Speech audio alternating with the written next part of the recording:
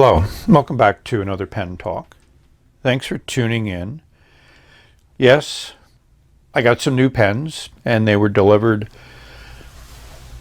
by PENBBS from Etsy. And it is May, so I've got some new pens. I got 2 more coming and that should fill me out for the month of May. Yes, one of the things that was in my package, and this is a pen to replace one that I used to have, the 456 Vermouth. PENBBS has changed their packaging a little bit. This line here will give you the translation of it. But as with a lot of PENBBS stuff, they just do small changes. This is the same. Magnetic enclosure. We open it up and we see the pen. The little plastic envelope or sleeve that it's in is now a little bit of translucent instead of transparent. So let's slide the pen out. And the first thing I noticed was, whoa, a matte gold finish. I knew it was gold trim instead of silver, but I was not prepared for this matte finish. It looks beautiful. It raises the pen to a whole nother level. It really adds a bit of elegance to it, which when I went back and looked at the Etsy offering, and it's still on Etsy as of May 8th of 2019, you can kind of see that it's matte, but not that particularly well. Like all 456s and most PENBBSs, it's about a turn and a half. And this just has that standard 2-tone nib, which I've had mixed results with from what I like to write with. But we'll obviously try this one as received. And this is even matte gold. I mean, everything is done well. And I love this color. So we'll compare this to some other pens. We'll ink it up and we'll see how this fine 2-tone nib writes. I've assembled the pens that I have that I think would be good to compare to the 456 Vermouth. These are my transparent in the green family of PENBBS pens. Here's the 456 with that phenomenal matte gold finish. Here's a 308, also Vermouth, but it's the standard kind of shiny gold finish. And I just think it's just so classy on the 456. And until I really compared these two, I didn't really dislike this, but I certainly like this much better. 309 piston filler, also in Vermouth. Here's a 349 that's in the Mojito color. And here's a 309 in Firefly, which at times looks a little bit like a neon green, and sometimes the yellow looks a little bit more dominant, but it's still in the green family. So those are the pens that I thought would look good for the color. Now, I think I've mentioned it a few times. I have a slight color blindness to certain colors. I don't see them as cleanly as other people might. So even though these are all 3 called Vermouth, I see slight variations in their colors. That could be due to the thickness of the acrylic. Maybe the source that they get them from has made slight changes to the coloring, but it's a little different. With a white background, it kind of shows off the different in the colors a little bit more than just having a black background. I mean, I like all 3 of these, but it's like some of the other PENBBS pens, especially Smog.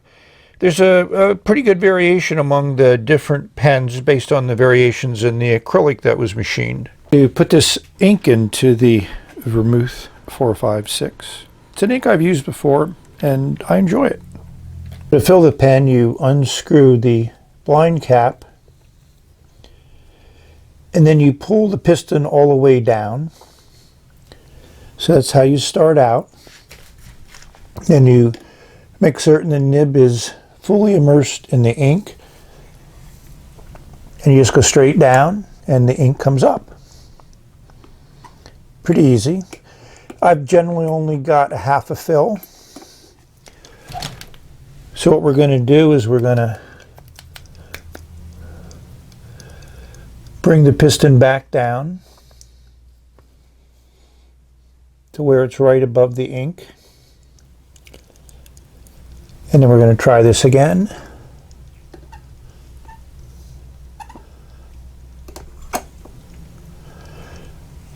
And we didn't get as much. I think these bottles are nice, but they're not designed for this type of filling. I will do it off camera. So that's what I expect to get with that second fill. The challenge is with that ink bottle is if the ink doesn't totally come up the section and it draws ink up, then you're going to pull up air, which is what I did this time. I tried to do the second pull over the camera, but that to me is about as full as you're going to get this 456. So let's put nib to paper. So this pen fits fine in the hand, posted or unposted. The weight's fine, the balance is good, the section feels good. I've written with a number of 456s. I have a number of everyday carries of 456s, and now that I've gotten them all to write well, I enjoy them.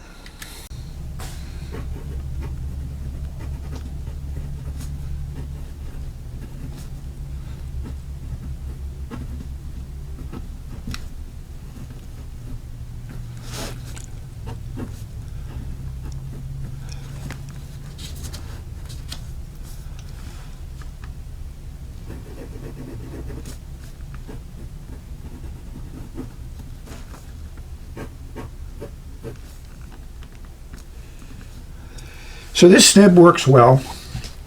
Like I said, I've had my challenges with these two-tone nibs. And yes, I did say the wrong designation. It's a GF for gold trim fine nib. So I enjoy writing with this. This is just so smooth. It's very consistent, good flow. So this is right out of the box. Obviously, I did my flushing before I wrote with it. So let's rate this pen. I'm going to give it a 9.6. Almost gave it a 9.7, but I had to drop off a tenth of a point because it's going to be hard to find. It's not the real reason. I just think a 9.6 is appropriate. I do love this pen. I love the finish. I love the way that matte gold just really turns it from a great pen into a phenomenal pen from an aesthetics viewpoint. And this two-tone nib writes well. And you can put a little bit of pressure on it and the nib opens up. It's not something you're going to do on a regular basis, but, you know, it's there. And the flow does keep up very, very well. As all the PENBBS pens that I write with, I expect to. So we reached the end of this video, so thank you for watching. May you have many wonderful pen experiences. Enjoy the phenomenal world of pens that we have an opportunity to interact with, partake with. So put some ink on paper, share with others. So this is the end of this video. And we're going to say bye until the next video. And this ink does work well in this pen.